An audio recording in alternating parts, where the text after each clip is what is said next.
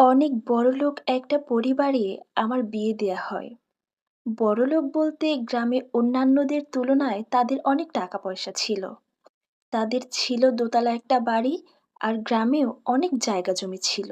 আমি ছিলাম নিতান্তই এক গরিব ঘরের মেয়ে। এই পরিবারে আমার বিয়ে হওয়ার কারণ একটাই, আমি ছিলাম দেখতে বেশ সুন্দর।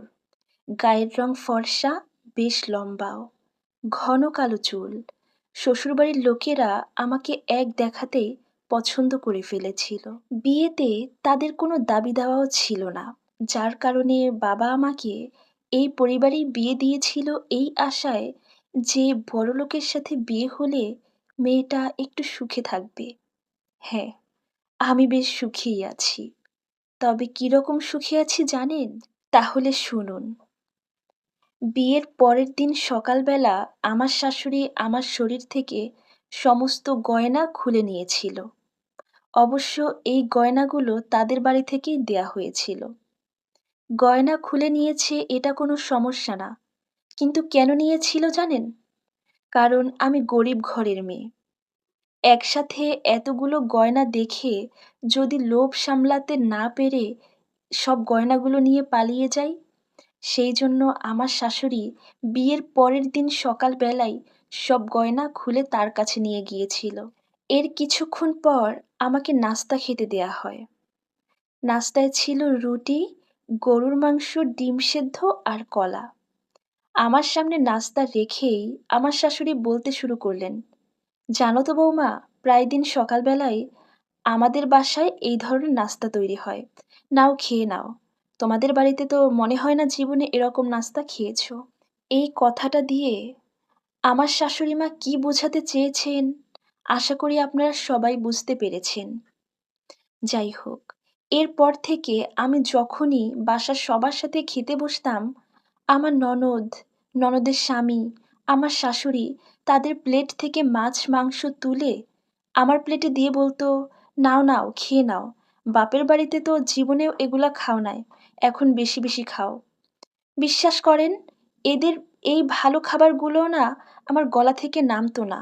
শ্বশুরবাড়ির সবাই আমাকে এবং আমার বাবা মাকে ছোট করে কথা বলতেই পছন্দ করতেন।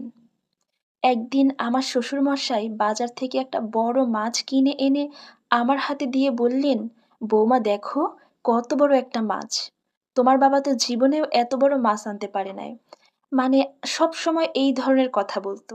কারণ একটাই, আমার বাবা দরিদ্র। এর কিছুদিন পর আমার ননদের হাজবেন্ডকে দাওয়াত দেয়া হয়। সে ছিলেন দুবাই প্রবাসী, তাই যখনই বাংলাদেশে আসে তখনই তাকে দাওয়াত দেয়া হয়। তো এইবার যখন তাকে দাওয়াত দেয়া হয়েছিল, তখন আমাদের আরো অনেক আত্মীয় স্বজনকে দাওয়াত দেয়া হয়েছে। সবাই এসেছিল।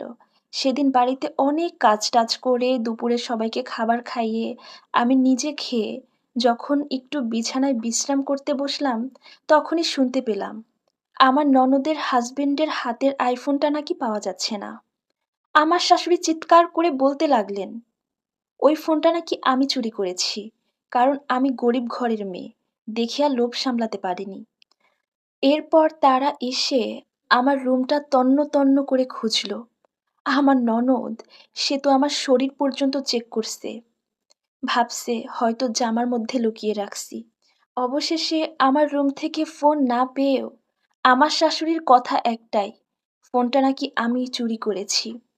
শেষমেশ ওই ফোনটা পাওয়া যায় আমার শাশুড়ির বোনের মেয়ের ব্যাগ থেকে, মানে আমার স্বামীর খালাতো বোনের ব্যাগ থেকে।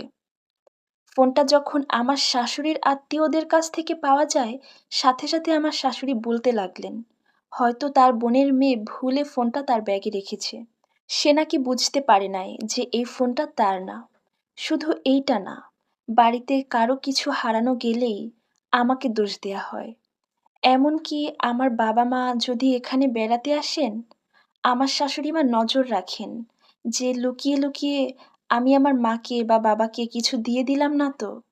অনেকেই মনে করেন একটা গরিব ঘরের মেয়ের যদি একটা ধনীর ঘরে বিয়ে হয়, ওই মেয়েটা খুব ভাগ্যবতী। আসলে ওই মেয়েটা ভাগ্যবতী না। ধনীর পরিবারে বিয়ে হওয়া ওই মেয়েটার জন্য একটা দুর্ভাগ্য। আর এই সম্পূর্ণ স্টোরিটা একটা আপুর জীবন থেকে নেয়া। ধন্যবাদ।